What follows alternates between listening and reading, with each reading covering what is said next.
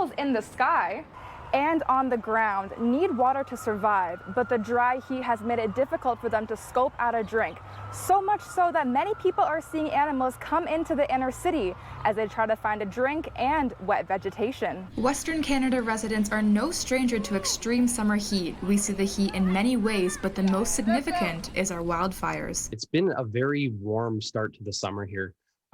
June, we had a historic heat wave at the end of June that really brought some warm temperatures. We've had a lack of precipitation so far this year across Western North America, to be honest. And so that has led to wildfires for multiple areas in southern BC, northern Saskatchewan. The animals that live in these now burning forests are moving away from their homes in search of water and better vegetation. And for some animals, the closest water is near us. Many animals will look for better, wetter vegetation, and also sources of drinking water. So they will move to riparian areas. And I think that we might witness this within the city limits. June is typically the wettest month for the Calgary area, but this June we only saw about 26% of the expected precipitation.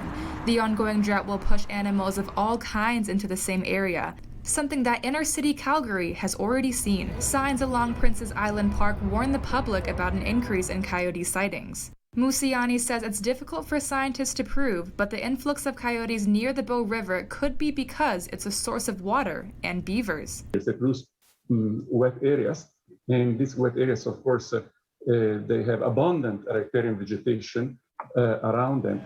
That vegetation attracts herbivores, and herbivores attract